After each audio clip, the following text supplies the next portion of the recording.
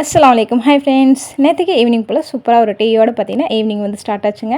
ஷாஹிதா வந்து டீ போட்டு கொடுத்தா. இப்போல்லாம் சூப்பராக வந்து டீ போட்டு பழகிட்டான். ஏன்னா காலையில் வந்து நான் டீ கொடுக்குறது இல்லைல்ல, அவன் வந்துட்டு நல்லா டீ குடிப்பான். அவனுக்கு டீனா எவ்வளோ கொடுத்தாலும் குடிப்பான் அந்த மாதிரி அவன். அதனால் காலையில் வந்து பால் ஆற்றி கொடுத்துருது. ஈவினிங் ஸ்கூல் விட்டு வரும்போது எப்படா டீ குடிப்போம் அப்படிங்கிற மாதிரி வர்றது. அதனால் நான் டீ போடுற கொஞ்சம் லேட் ஆச்சுன்னா அவனை வந்து டீ போட்டு பழகி இப்போ பார்த்தீங்கன்னா சூப்பராக வந்து டீ போட்டு பழகிட்டான். ஈவினிங் பார்த்திங்கன்னா மழை வர மாதிரி நல்ல ஜில்லு ஜில்லுன்னு காற்று வெளியவே உட்காந்து டீ குடிச்சு முடிச்சாச்சு. பசங்களும் பார்த்திங்கன்னா டியூஷன் கிளம்பிட்டாங்க. இந்த பசங்க 2 வாரமாக புரோட்டா கேட்டிருக்காங்க. நானும் சரி நாளைக்குன்னு சொல்லிட்டு 2 வாரம் கடத்திட்டு இனி இதுக்கு மேலே கடத்த முடியாது, இன்றைக்கி கண்டிப்பாக புரோட்டா வேணும்னு சொல்லிட்டாங்க. 1 கிலோ மாவு போட்டு ஒரு முட்டை போட்டு நல்லா பிணைஞ்சாச்சுங்க. நல்லா கையில் ஒட்டாத அளவுக்கு மாவு வந்துட்டு நல்லா பிணைஞ்சு வச்சுக்கணும். பிணைஞ்சிட்டு அதை 1 மணி நேரம் நம்ம வந்து அப்படியே விட்டுடலாம். 1 மணி நேரம் இல்லை 2 மணி நேரம் கூட விடலாம், நமக்கு எவ்வளோ டைம் இருக்கும் அந்த மாதிரி.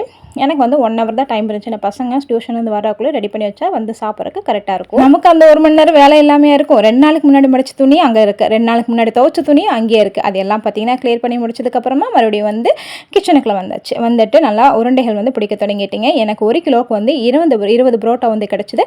நல்லா உருண்டை வந்துட்டு விரிசல் எல்லாம் பிடிச்சிட்டு எண்ணெய் ஊற்றி நல்லா வந்து ஊற வச்சலாம் ஒரு 15 நிமிஷத்துக்கு. அதுக்குள்ளேயே அவனுக்கு டிஃபன் பாக்ஸ்லாம் இருந்துச்சா, டீ குடிச்சு டம்ளர்னு எல்லாத்தையும் பார்த்தீங்கன்னா கழுகி எடுத்தாச்சு. ஈவினிங் போல தான் பாத்திரங்களே அதுக்குள்ளேயே ஒரு சிங்கு பாத்திரம் நிறைஞ்சாச்சு. அதையும் கையோட கழுகி வச்சுட்டு கவுண்டர் டாப் வந்து க்ளீன் பண்ணிட்டேன். ஏன்னா சப்பாத்தியும் சரி புரோட்டாவும் சரி கவுண்டர் டாப்பில் வந்து தேய்ச்சா தான் எனக்கு தேய்ச்ச மாதிரி இருக்கும். அதுவும் புரோட்டானா வீசணும் இல்லையா, அதனால் வந்து கவுண்டர் டாப் வந்து க்ளீன் பண்ணி விட்டுட்டு நல்லா தொடச்சி விட்டதுக்கப்புறமா நான் வந்துட்டு புரோட்டா போட ஸ்டார்ட் பண்ணியாச்சு.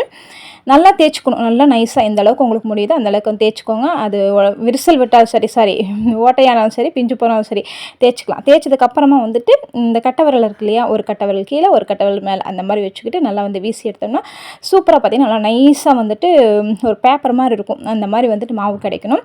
அதை வந்து சுற்றி வச்சுட்டு அப்படியே பார்த்திங்கன்னா கையோடு நம்ம வந்து போட்டு எடுத்துடணும். சூப்பராக வந்து புரோட்டா வந்து ரெடி ஆயிருங்க.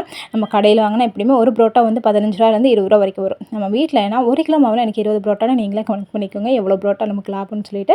ஈவினிங்கே வந்து மாவு பிணைஞ்சு வச்சுட்டுனா ஒரு 7 மணிக்கெலாம் வந்து கிச்சனுக்குள்ள வந்து புரோட்டா செய்ய ஸ்டார்ட் பண்ணியாச்சுங்க. பசங்க வந்து 8:30க்கெலாம் வந்துருவாங்க. ஒருத்தன் 8:30க்கு வருவான், ஒரு 9 o'clock வருவான். இந்த டைமுக்குள்ளே வந்து புரோட்டா வந்து செஞ்சு வச்சிடலாம்னு சொல்லிட்டு ஏன்னா புரோட்டாங்கிறதுனால கொஞ்சம் நேரமாக வந்து சாப்பிட கொடுத்துடலான்ட்டு தான். மைதா மாவு இல்லையா, கோதுமையிலும் செய்யலாம், ஆனால் இந்தளவுக்கு டேஸ்ட் இருக்காது. சரி என்னைக்காவது ஒரு நாள் தான் நம்ம டெய்லியுமாக சாப்பிட போகிறோம். அதுக்கப்புறம் இது கூட பார்த்தீங்கன்னா எம்டி சால்னா வந்து ரெடி பண்ணிவிட்டுங்க. நானும் எல்லாம் இது எடுக்கல. இந்த கல் இருக்கு இல்லையா, சூப்பராக எனக்கு வந்து யூஸ்ஃபுல்லாகும் புரோட்டா போடுறதுக்கு. ஏன்னா ஒரு நேரத்தில் பார்த்தீங்கன்னா ஒரு 3 புரோட்டாலாம் இதில் போட்டுருவேன். அது பக்கத்துலேயே பார்த்தீங்கன்னா இன்னொரு தோசைக்கல் வச்சுருப்பேன், அதுலேயும் வந்து ஒரு புரோட்டா போட்டுருவேன். அதனால் ஒரு அரை மணி நேரத்துலேயே பார்த்தீங்கன்னா எல்லா புரோட்டாவும் போட்டு எடுத்துடுவேங்க. இதுக்கு வந்து கட்டையெல்லாம் நான் யூஸ் பண்ண மாட்டேன். இந்த மாதிரி கையில் தட்டி வந்து போட்டுருவேன். நல்லா 2 சைடு வேக வச்சு எண்ணெய் ஊற்றி எடுத்துடணும். சூப்பராக பார்த்தீங்கன்னா புரோட்டா வந்து ரெடி ஆயிரும். நீங்களும் இதே மெத்தடில் வந்து ஃபாலோ பண்ணி பாருங்கள். ஆனால் இந்த வீடியோ உங்களுக்கு பிடிச்சிருக்குன்னு நினைக்கிறேன். பிடிச்சிருந்தா லைக் பண்ணி சப்ஸ்கிரைப் பண்ணிக்கோங்க. நம்ம சேனலுக்கு மறக்காமல் சப்போர்ட் பண்ணுங்கள். தேங்க்யூ. நெக்ஸ்ட் வீடியோ பார்க்கலாம்.